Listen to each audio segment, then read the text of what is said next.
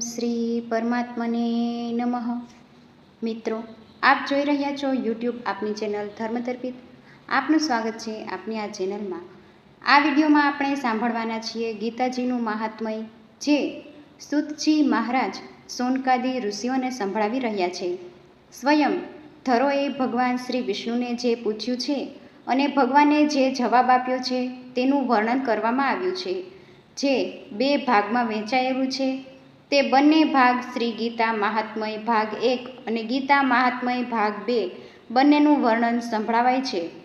જ્યારે પણ આપણે ગીતાજીના કોઈ પણ અધ્યાયનો પાઠ કરીએ કે સાંભળીએ, ત્યારબાદ આ મહાત્મયને એકવાર સાંભળવાથી પૂર્ણ ફળ પ્રાપ્ત થાય છે। ગીતાજીનું આ મહાત્મય સાંભળવાથી સર્વ પાપો નષ્ટ થાય છે અને ભગવાન શ્રી હરિ કૃષ્ણની કૃપા પ્રાપ્ત થાય છે। તો ચાલો સાંભળીએ શ્રી ગીતાજીનો મહાત્મય। જો આપને આ વિડીયો પસંદ આવે તો લાઈક કરજો, શેર કરજો અને આપ આ ચેનલ પહેલી વખત જોઈ રહ્યા હોય તો સબસ્ક્રાઈબ કરી લેજો, જેથી આવનાર દરેક વિડીયોની માહિતી આપ સુધી તુરંત પહોંચે। શ્રી વારાહ પુરાણમાં ગીતા મહાત્મય સંભળાવેલું છે। ભાગ 1માં ધરો કહે છે, હે પરમેશ્વર, હે પ્રભુ, પ્રારબ્ધ કર્મને ભોગવતા મનુષ્યને એકનિષ્ઠ ભક્તિ કેવી રીતે થાય છે? ત્યારે ભગવાન શ્રી હરિ વિષ્ણુ કહે છે, પ્રારબ્ધને ભોગવતો જે મનુષ્ય સદા ગીતાના અભ્યાસમાં આસક્ત હોય તે જ આ લોકમાં મુક્ત અને સુખી થાય છે અને કર્મથી લેપાતો નથી।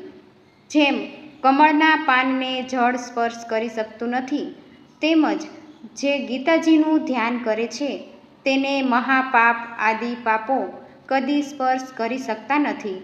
જ્યાં ગીતાજીનો પાઠ થાય છે ત્યાં પ્રયાગ આદિ સર્વે તીર્થો રહે છે।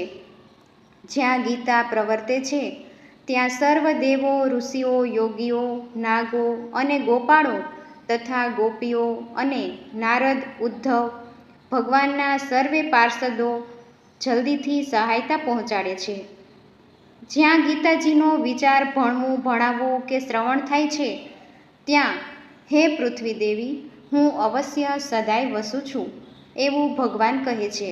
ભગવાન શ્રી નારાયણ વિષ્ણુ કહે છે કે હું ગીતાજીના આશ્રયે રહું છું। ગીતા મારું ઉત્તમ ઘર છે અને ગીતાના જ્ઞાનનો આશ્રય કરીને હું ત્રણેય લોકનું પાલન કરું છું। ગીતા એ અતિ અવર્ણનીય પદોવાળી, અવિનાશી, અર્ધમાત્રા તથા અક્ષરરૂપ મારી નિત્ય બ્રહ્મરૂપિણી અને પરમ શ્રેષ્ઠ વિદ્યા છે, એમાં સંશય નથી। વળી તે ચિદાનંદ શ્રી કૃષ્ણે પોતાના મુખેથી અર્જુનને કહેલી છે। ત્રણેય વેદરૂપ, પરમાનંદરૂપ અને તત્વરૂપ પદાર્થના જ્ઞાનથી યુક્ત છે। જે મનુષ્ય સ્થિર મનવાળો થઈને નિત્ય ગીતાના 18 અધ્યાયનો જપ કરે છે તે જ્ઞાનરૂપી સિદ્ધિ પામે છે અને પછી તે પરમપદને પ્રાપ્ત કરે છે। સંપૂર્ણ પાઠ કરવામાં અસમર્થ હોય તો અડધો પાઠ કરવો તો પણ ગાયના દાનનું પુણ્ય પ્રાપ્ત થાય છે, તેમાં સંશય નથી। ત્રીજા ભાગનો પાઠ કરે તેને ગંગા સ્નાનનું ફળ મળે છે અને જે ગીતાજીના 6થા ભાગનો પાઠ કરે તો તેને સોમયોગનું ફળ પ્રાપ્ત થાય છે। જે મનુષ્ય ભક્તિયુક્ત થઈને નિત્ય 1 અધ્યાયનો પણ પાઠ કરે તે રુદ્રલોકને પામે છે અને ત્યાં શિવજીનો ગણ થઈને લાંબા કાળ સુધી વસે છે। ભગવાન શ્રી હરિ પૃથ્વી દેવીને કહે છે, હે પૃથ્વી, જે મનુષ્ય નિત્ય 1 અધ્યાય, 1 શ્લોક અથવા તો શ્લોકના 1 ચરણનો પાઠ કરે છે તે મન્વંતર સુધી મનુષ્યપણાને પામે છે। જેમ મનુષ્ય ગીતાના 10, 7, 5, 4, 3, 2, 1 કે અડધા શ્લોકનું પણ પાઠ કરે તે અવશ્ય 10,000 વર્ષ સુધી ચંદ્રલોકને પામે છે।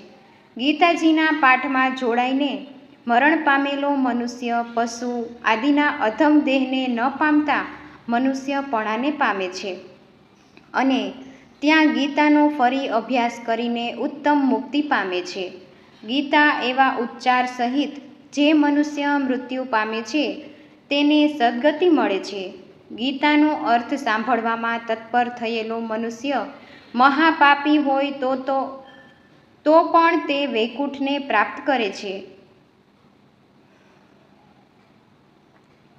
વિષ્ણુ ભગવાનની સાથે આનંદથી રહે છે. જે અનેક કર્મો કરીને નિત્ય ગીતાના અર્થનો વિચાર કરે છે તેને જીવન મુક્ત જાણવું જોઈએ. મરણ પછી તે પરમ પદને પામે છે. ગીતાજીનો આશ્રય કરીને જનક આદિ ઘણા રાજાઓ પાપ રહિત થઈ લોકમાં ગવાયા છે, પરમ પદને પામ્યા છે. જે ગીતાનો પાઠ કરીને મહાત્મ્યનો પાઠ કરતો નથી તેનું પાઠનું ફળ નિષ્ફળ જાય છે અને એવા પાઠને શ્રમરૂપ જ કહ્યો છે. આ મહાત્મય સહિત ગીતાનો જે અભ્યાસ કરે છે તે ફળને પામે છે અને દુર્લભ ગતિને પણ મેળવે છે. સૂતજી સૌનકાદી ઋષિઓને કહે છે કે ગીતાજીનું આ સનાતન મહાત્મય મેં તમને કહ્યું, જે ગીતાજીના પાઠના અંતમાં ગવાય અથવા સંભળાય. ઇતિ શ્રી વારાહ પુરાણ ગીતા મહાત્મય સંપૂર્ણમ. મિત્રો, આ હતું ગીતા મહાત્મય ભાગ પહેલો. હવે ગીતા મહાત્મય ભાગ બીજો, કે જેમાં સૌનકાદી ઋષિઓ સૂતજીને પૂછે છે તે આપણે સાંભળીએ. હે સૂતજી, અતિ પૂર્વકાળના મુનિશ્રી વ્યાસજીએ કહેલું તથા શ્રુતિઓમાં વર્ણવેલું ગીતાજીનું મહાત્મય મને બરાબર કહો. ત્યારે સૂતજી કહે છે, હે મુનીશ્વર, આપ જે પુરાતન અને ઉત્તમ ગીતા મહાત્મય પૂછ્યું છે તે અતિશય ગુપ્ત છે, તેથી તે કહેવા કોઈ સામર્થ નથી.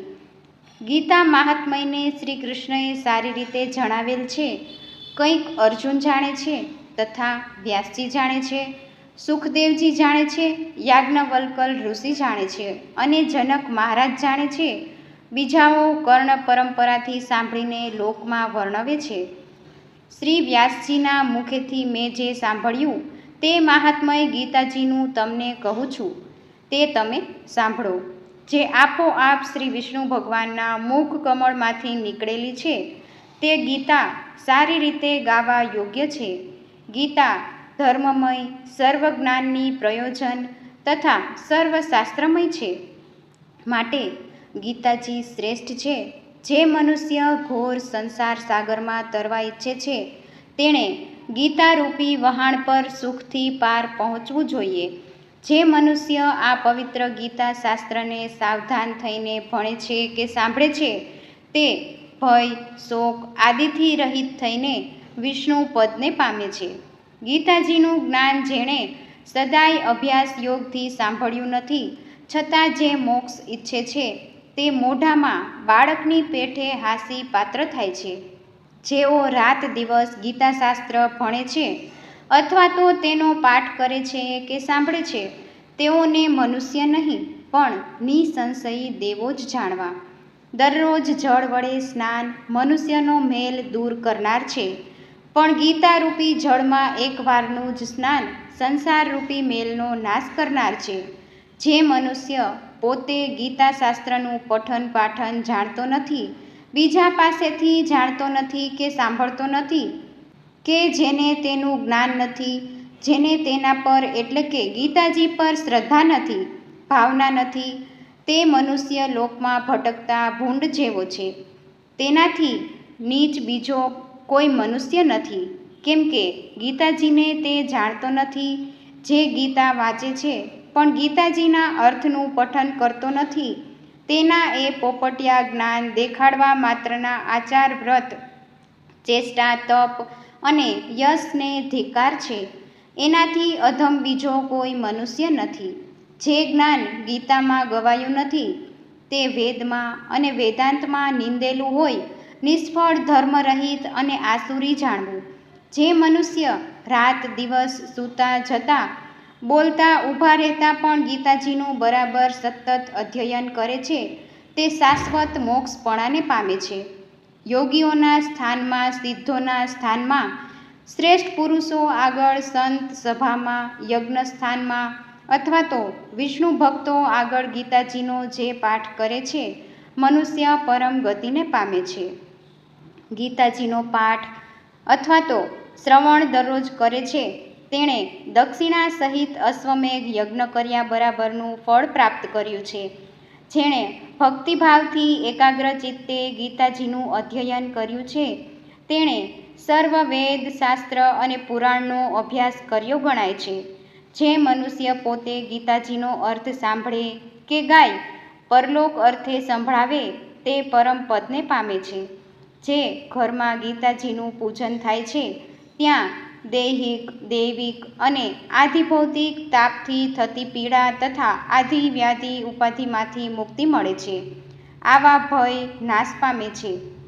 વળી તેને સાપ કે પછી પાપ લાગતા નથી, જરા પણ દુર્ગતિ થતી નથી અને તેના શરીરના જે 6 શત્રુઓ છે કામ, ક્રોધ, લોભ, મોહ, મદ અને મત્સર તે કદી પીડા આપતા નથી.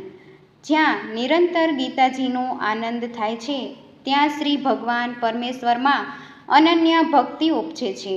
સ્નાન કર્યું હોય કે ન કર્યું હોય, પવિત્ર હોય કે અપવિત્ર હોય તો પણ પરમાત્મા વિભૂતિનું અને વિશ્વરૂપ સ્મરણ અવશ્ય કરવું જોઈએ. તે સર્વદા પવિત્ર છે. સર્વત્ર ભોજન કરનાર અને સર્વ પ્રકારનું દાન લેનાર પણ જો ગીતા પાઠ કરતો હોય તો તેના પાપથી કદી લેપાતો નથી. જેનું ચિત્ત સદા ગીતામાં જ રમતું હોય, સંપૂર્ણ અગ્નિહોત્રી સદા જપ કરનારો ક્રિયાવાન તથા પંડિત છે. વળી તે દર્શન કરવા યોગ્ય છે. ધનવાન, યોગી, જ્ઞાની, યાજ્ઞિક, ધ્યાની તથા સર્વ વેદોના અર્થને જાણનાર છે. જ્યાં ગીતાજીના પુસ્તકનો નિત્ય પાઠ થતો હોય ત્યાં પૃથ્વી પરના પ્રયાગ આદિ સર્વે તીર્થો વસે છે. વળી તે ઘરમાં અને દેહરૂપી દેશમાં સર્વ દેવો, ઋષિઓ, યોગીઓ અને સર્પો સદા રહે છે. ગીતા ગંગા, ગાયત્રી, સીતા, સત્ય, સરસ્વતી, બ્રહ્મા, બ્રહ્મવિદ્યા, બ્રહ્મવલ્લી, ત્રિસંધ્યા, મુક્તગેહિની, અર્ધમાત્રા, ચિદાનંદા, ભવગ્નિ, ભયનાશિની, વેદત્રયી, પરા અનંતા અને તત્વાર્થ જ્ઞાન મંજરી ગીતાના આ 18 નામ સ્થિર મનથી જે મનુષ્ય નિત્ય જપ કરે, સાંભળે તે જલ્દી જ જ્ઞાન સિદ્ધિને પ્રાપ્ત કરે છે. છેવટે પરમપદને મેળવે છે. જે કર્મ કરે તે સર્વમાં ગીતા પાઠ ચાલુ રાખવો, જેથી તે કર્મ નિર્દોષ રીતે સમાપ્ત કરી તેનું પૂર્ણ ફળ પ્રાપ્ત થઈ શકે. જે મનુષ્ય શ્રાદ્ધમાં પિતૃઓને ઉદ્દેશીને ગીતાજીનો પાઠ કરે છે તેના પિતૃઓ સંતુષ્ટ થાય છે અને નરકમાંથી સદગતિને પામે છે. ગીતા પાઠથી પ્રસન્ન થયેલા તથા શ્રદ્ધાથી તૃપ્ત કરાયેલા પિતૃઓ પુત્રને આશીર્વાદ આપતા પિતૃલોકમાં જાય છે. જે મનુષ્ય ગીતા લખીને ગળામાં, હાથમાં કે મસ્તકે તેને ધારણ કરે છે તેના સર્વ વિઘ્નોરૂપી દારૂણ ઉપદ્રવો નાશ પામે છે. ભરતખંડમાં 4 વર્ણો વિશે મનુષ્ય દેહ પામીને પણ જે મનુષ્ય અમૃત સ્વરૂપ ગીતાને સાંભળે કે ભણે નહીં તે હાથમાં આવેલું અમૃત ત્યજીને દુઃખથી ઝેર ખાય છે એવું જ માનવું જોઈએ. અને જે ગીતારૂપી અમૃતનું લોકમાં પાન કરે છે તે મોક્ષ મેળવીને સુખી થાય છે. સંસારના દુઃખોથી પીડાયેલા જે મનુષ્યોએ ગીતાનું જ્ઞાન સાંભળ્યું છે તેઓએ અમૃત મેળવ્યું છે અને તેઓ શ્રી હરિના ધામને પામી ચૂક્યા છે. આ લોકમાં ઘણાય રાજાઓ જનક આદિની માફક ગીતાનો આશ્રય લઈને પાપરહિત થઈને પરમપદને પ્રાપ્ત કર્યું છે. ગીતામાં ઊંચ નીચ મનુષ્ય વિશેનો ભેદ નથી, કેમ કે ગીતા બ્રહ્મ સ્વરૂપ હોય તેનું જ્ઞાન બધા માટે સમાન છે.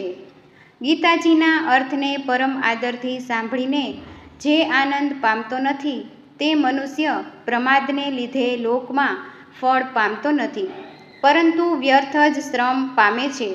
ગીતાજીનો પાઠ કરીને મહાત્મયનો પાઠ કરતો નથી તેના પાઠનું ફળ વ્યર્થ જાય છે અને કેવળ શ્રમ જ થાય છે.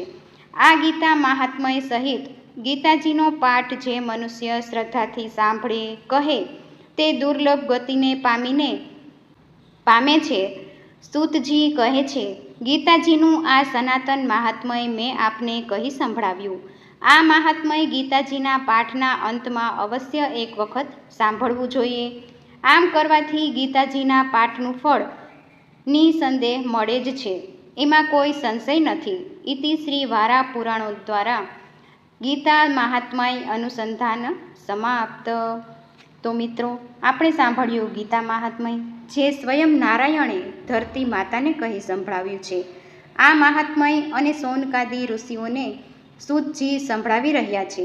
આ મહાત્મય આમ બંને ભાગમાં એક ભગવાન નારાયણે જે ધરાને કહ્યું છે અને સૂતજીએ સૌનકાદી ઋષિઓને કહ્યું છે, તે બંને જે વરાહ પુરાણમાં આપેલા છે તે ગીતાજીના મહાત્મયને આપણે સાંભળ્યું. મને આશા છે કે આપને આ વિડીયો જરૂર પસંદ આવ્યો હશે. શ્રીમદ્ ભગવદ્ ગીતા અધ્યાય 12 ભક્તિ યોગ દ્વાદશ અધ્યાય. અર્જુન ઉવાચ એવં સતતયુક્તા યે ભક્તા સ્વામ પર્યુપાસતે યે ચાપ્યક્ષરં વ્યક્તમ તેષાં કે યોગવિત્તમા. અર્જુન બોલ્યા, જે અનન્ય પ્રેમી ભક્તજનો હમણાં આપે જણાવ્યું એ પ્રકારે નિરંતર આપના ભજન ધ્યાનમાં રચ્યા પચ્યા રહીને આપ સગુણ સ્વરૂપ પરમેશ્વરને ભજે છે, અને બીજા ભક્તો જે કેવળ અવિનાશી સચ્ચિદાનંદ ઘન નિરાકાર બ્રહ્મને જ ઘણા ઉત્તમ ભાવે ભજે છે, એ બંને પ્રકારના ઉપાસકોમાં વધુ ચડિયાતા યોગવેત્તા કોણ છે?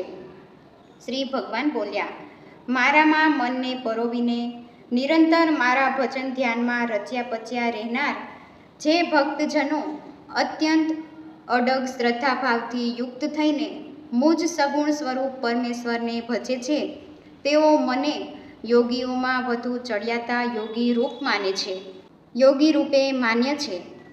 પરંતુ જે ભક્તો ઇન્દ્રિયોના સમુદાયને સારી પેઠે વશમાં કરીને મન બુદ્ધિથી પર સર્વવ્યાપક કોઈ પણ રીતે નિર્દેશ ન થઈ શકે એવા સદા એકરસ રહેનાર નિત્ય અચળ નિરાકાર અવિનાશી સચ્ચિદાનંદ ઘન બ્રહ્મને નિરંતર એકાત્મ ભાવે ધ્યાન કરતા ભજે છે, એ સઘળા ભૂતોના હિતમાં રત રહેનારા અને સૌમાં સમાન ભાવ રાખનારા યોગીઓ મને જ પામે છે. પણ સચ્ચિદાનંદ ઘન નિરાકાર બ્રહ્મમાં મન પરોવનાર એ માણસોના સાધનમાં પરિશ્રમ વધુ છે, કારણ કે દેહાભિમાનીઓ વડે અવ્યક્ત વિષયક ગતિ ઘણું દુઃખ વેઠીને પ્રાપ્ત કરવામાં આવે છે. અર્થાત દેહાભિમાન રહેવાને લીધે નિર્ગુણ બ્રહ્મની પ્રાપ્તિ દુષ્કર છે. પરંતુ મારે પરાયણ રહેનારા જે ભક્તજનો સર્વ કર્મોને મારામાં અર્પણ કરીને મુજ સગુણ સ્વરૂપ પરમેશ્વરને જ અનન્ય ભક્તિયોગથી નિરંતર ચિંતન કરતા ભજે છે, મારામાં ચિત્ત પરોવનારા એ પ્રેમી ભક્તોનો હે પાર્થ, હું સત્વરે મૃત્યુરૂપી સંસાર સાગરમાંથી ઉદ્ધાર કરી દઉં છું. મારામાં મનને પરોવ, મારામાં જ બુદ્ધિને જોડ, એ પછી તું મારામાં જ નિવાસ કરીશ, એમાં લેશ માત્ર સંશય નથી. જો તું મનને મારામાં અચળ ભાવે સ્થાપવા સમર્થ ન હોય તો હે ધનંજય, અભ્યાસરૂપ યોગ દ્વારા મને પામવાની ઈચ્છા કર. જો તું ઉપર જણાવેલ અભ્યાસમાં પણ અસમર્થ છે તો કેવળ મારે અર્થે કર્મ કરવાને જ પરાયણ થા. મારે અર્થે કર્મોને કરતો રહીને પણ તું મારી પ્રાપ્તિરૂપી સિદ્ધિને જ પામીશ.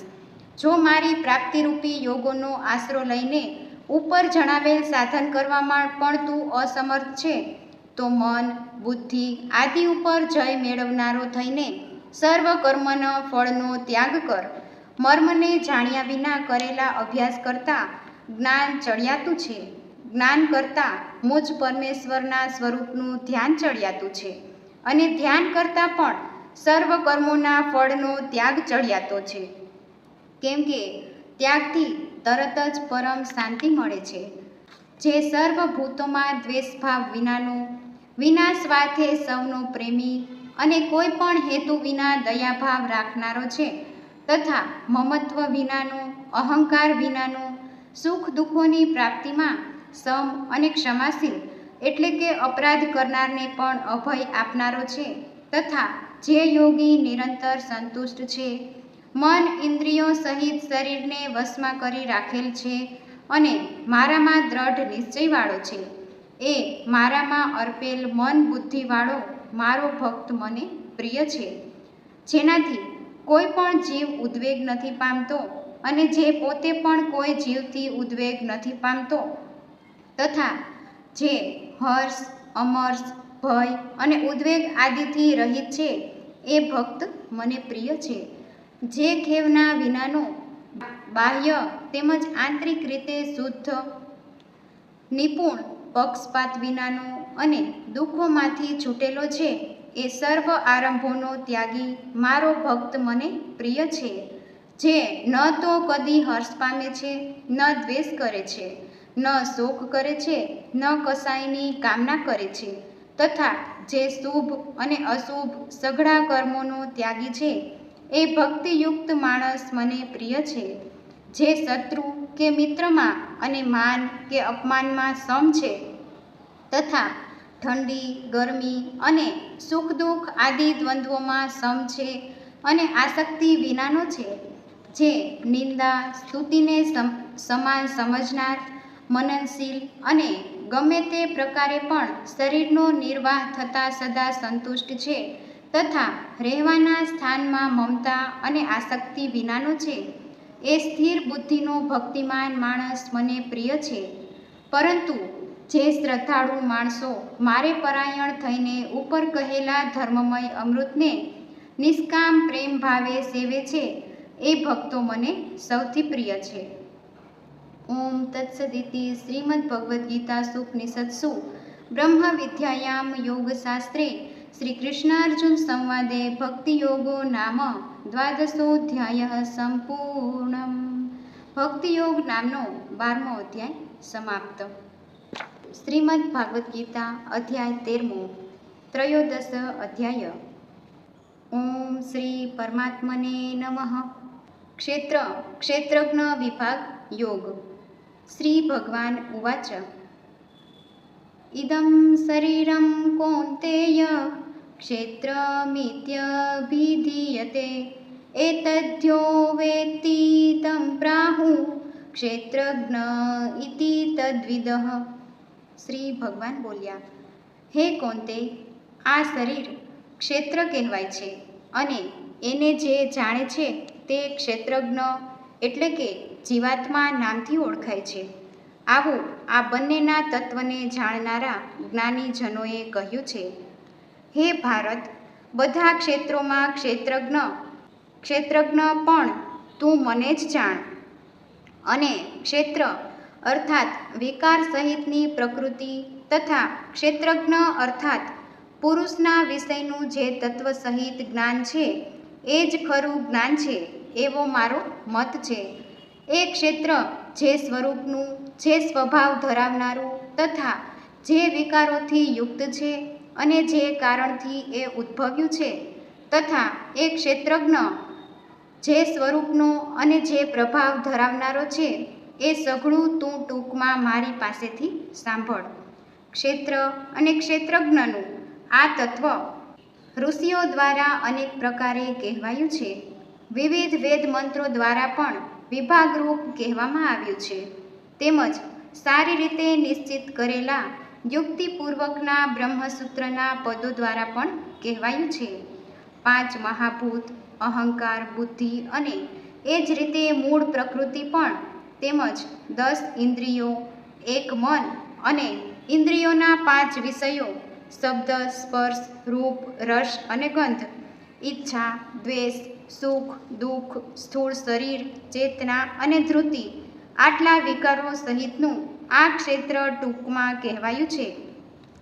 પોતાને શ્રેષ્ઠ માનવારૂપ અભિમાનનો અભાવ હોવો, દંભાચરણનો અભાવ હોવો, કોઈ પણ પ્રાણીને કોઈ પણ પ્રકારે કષ્ટ ન આપવું, ક્ષમાભાવ, મન, વાણી આદિમાં ઋજુ ભાવ હોવો, શ્રદ્ધા ભક્તિ સાથે ગુરુજનોની સેવા, બાહ્ય તેમજ આંતરિક શુદ્ધિ હોવી, અંતઃકરણની સ્થિરતા હોવી, મન ઇન્દ્રિયો સહિત શરીરનો નિગ્રહ, આ લોક અને પરલોકના સર્વ ભાગોમાં આસક્તિ ન હોવી અને અહંકારનો પણ અભાવ હોવો, જન્મ, મૃત્યુ, જરા અને રોગ આદિમાં દુઃખો અને દોષોને વારંવાર જોવા, પુત્ર, સ્ત્રી, ઘર અને ધન આદિમાં આસક્તિનો તેમજ મમતાનો અભાવ તથા પ્રિય અને અપ્રિયની પ્રાપ્તિ થતાં સદાય ચિત્તનું સમ રહેવું, મુજ પરમેશ્વરમાં અનન્ય યોગનો આશરો લઈને અવ્યભિચારીણી ભક્તિ હોવી તથા એકાંત અને શુદ્ધ સ્થાનમાં રહેવાનો સ્વભાવ હોવો અને વિષયાસક્ત માણસોના સમુદાયમાં પ્રીતિ ન હોવી, અધ્યાત્મ જ્ઞાનમાં નિત્ય સ્થિત રહેવું અને તત્વજ્ઞાન વડે જેનું પ્રતિપાદન કરવામાં આવ્યું છે એ પરમાત્માને જ જોતા રહેવું, આ બધું જ્ઞાન છે. અને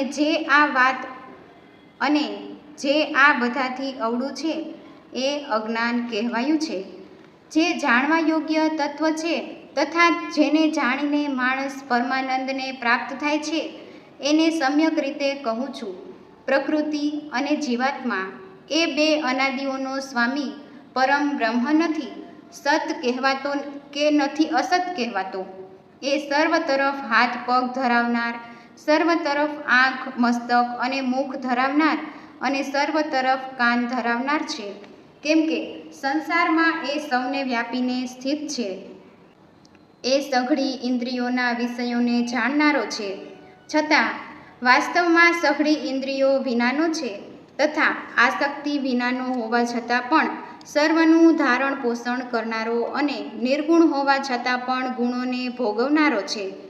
એ ચરાચર સર્વભૂતોની અંદર બહાર પૂર્ણ રૂપે વ્યાપેલો છે, તેમજ ચર અચર રૂપે પણ એ જ છે અને એ સૂક્ષ્મ હોવાને લીધે જાણી શકાતો નથી તથા એકદમ પાસે તેમજ ઘણો દૂર પણ રહેલો એ જ છે.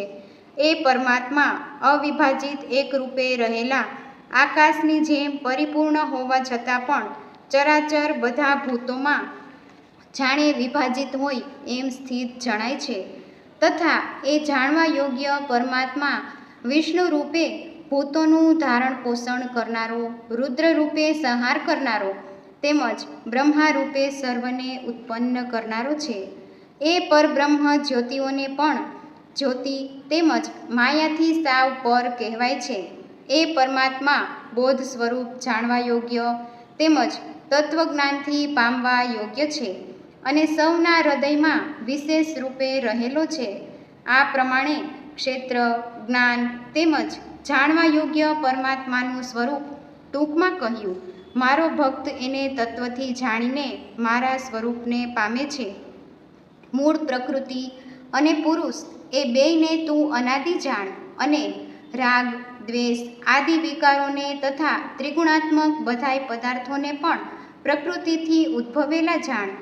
કાર્ય અને કરણોને ઉત્પન્ન કરવામાં પ્રકૃતિ કારણ કહેવાય છે અને સુખ દુઃખોને અનુભવ થવામાં જીવાત્મા કારણ કહેવાય છે. પ્રકૃતિમાં રહીને પુરુષ પ્રકૃતિમાંથી જન્મેલા ત્રિગુણાત્મક પદાર્થોને અનુભવે છે અને આ ગુણોનો સંગ જ આ જીવાત્માના સારી નરસી યોનિઓમાં જન્મ થવામાં કારણ બને છે. આ દેહમાં રહેલો હોવા છતાં આ જીવાત્મા વાસ્તવમાં પરમાત્મા જ છે. એ જ સાક્ષી હોવાને લીધે ઉપદ્રષ્ટા અને ખરી સંમતિ આપનારો હોવાને લીધે અનુમંતા, સૌનું ધારણ પોષણ કરનારો હોવાને લીધે ભરતા, જીવન રૂપે ભોગતા, બ્રહ્મા આદિનો પણ સ્વામી હોવાને લીધે મહેશ્વર અને શુદ્ધ સચ્ચિદાનંદ ઘન હોવાથી પરમાત્મા એમ કહેવાયો છે. આ રીતે પુરુષને અને ગુણોની સાથે પ્રકૃતિને જે માણસ તત્વથી જાણે છે એ સર્વ રીતે કર્તવ્ય કર્મ કરતો હોવા છતાં પણ ફરી નથી જન્મ પામતો. એ પરમાત્મને કેટલાક માણસો શુદ્ધ થયેલી સૂક્ષ્મ બુદ્ધિ વડે ધ્યાન દ્વારા હૃદયમાં જુએ છે, તો બીજા કેટલાક જ્ઞાન યોગ દ્વારા અને વળી બીજા કેટલાક કર્મયોગ દ્વારા જુએ છે એટલે કે પામે છે. પરંતુ આ બધા કરતાં અન્ય પ્રકારના અર્થાત મંદ બુદ્ધિના માણસો આ પ્રમાણે ન જાણતા હોવાને લીધે બીજા માણસો પાસેથી એટલે કે તત્વજ્ઞાનીઓ પાસેથી સાંભળીને એ મુજબ ઉપાસના કરે છે અને એ શ્રવણ પરાયણ પુરુષો પણ મૃત્યુરૂપી સંસાર સાગરને નિસંદેહ તરી જાય છે. હે ભરત શ્રેષ્ઠ, યાવન માત્ર જેટલા પણ સ્થાવર જંગમ પ્રાણીઓ જન્મે છે એ બધાયને તું ક્ષેત્ર અને ક્ષેત્રજ્ઞના સંયોગથી જ ઉદ્ભવેલા જાણ. જે માણસ નષ્ટ થઈ રહેલા સઘળા ચરાચર ભૂતોમાં પરમેશ્વરને નષ્ટ ન થતા તેમજ સમભાવે રહેલા જુએ છે એ જ ખરું જુએ છે. કેમ કે સર્વમાં સમભાવે રહેલા પરમેશ્વરને સમ સ્વરૂપે જોતા માણસ પોતાના વડે પોતાને નષ્ટ નથી કરતો, માટે એ પરમ ગતિને પામે છે. અને જે માણસ બધાય કર્મોને સર્વ રીતે પ્રકૃતિ વડે જ થનારા જુએ છે તથા આત્માને અકર્તા જુએ છે એ જ ખરું જુએ છે. જે ક્ષણે આ માણસ પ્રાણીઓના જાત જાતના સ્વરૂપોને એક પરમાત્મામાં જ રહેલા તથા એ પરમાત્માથી જ સઘળા પ્રાણીઓનો વિસ્તાર જુએ છે એ જ ક્ષણે એ સચ્ચિદાનંદ ઘન બ્રહ્મને પામી જાય છે. હે કૌંતેય, અનાદિ હોવાને લીધે તથા નિર્ગુણ હોવાને લીધે આ અવિનાશી પરમાત્મા શરીરમાં રહેલો હોવા છતાં પણ ખરી રીતે ન તો કશું કરે છે કે ન તો લેપાય છે. જેમ સર્વ સ્થળે વ્યાપેલું આકાશ સૂક્ષ્મ હોવાને લીધે સ્થાનના ગુણ દોષથી લેપાતું નથી, એ જ રીતે દેહમાં સર્વત્ર રહેલો આત્મા નિર્ગુણ હોવાને લીધે દેહના ગુણોથી લેપાતો નથી. હે ભારત, જેવી રીતે એક જ સૂર્ય આ આખાય બ્રહ્માંડને ઉજાડે છે એ જ રીતે એક જ આત્મા આખાય ક્ષેત્રને ઉજાડે છે. આ પ્રમાણે ક્ષેત્ર અને ક્ષેત્રજ્ઞના ભેદને તથા કાર્ય સહિત પ્રકૃતિથી મુક્ત થવાને જે માણસો જ્ઞાનચક્ષુ દ્વારા તત્વથી જાણી લે છે એ મહાત્મા જનો પરમ બ્રહ્મ પરમાત્માને પ્રાપ્ત થઈ જાય છે. ઓમ તત્સદિતિ. શ્રીમદ્ ભગવદ્ ગીતા સુપનિષત્સુ બ્રહ્મ વિદ્યાયામ યોગશાસ્ત્રે શ્રી કૃષ્ણાર્જુન સંવાદે ક્ષેત્ર ક્ષેત્રજ્ઞ વિભાગ યોગો નામ ત્રયોદશોધ્યાયઃ સંપૂર્ણમ. ક્ષેત્ર ક્ષેત્રજ્ઞ વિભાગ યોગ નામનો 13મો અધ્યાય સમાપ્ત. મને આશા છે કે આપને આ વિડીયો જરૂર પસંદ આવ્યો હશે. આપને જો આ વિડીયો પસંદ આવ્યો હોય તો ધર્મદર્પિત ચેનલને લાઇક, શેર અને સબસ્ક્રાઈબ જરૂરથી કરજો. ફરી મળીશું નવા વિડીયો સાથે, નવા ગીતાજીના અધ્યાય સાથે. બોલો શ્રી પરમાત્મને નમઃ. જય શ્રી હરિ.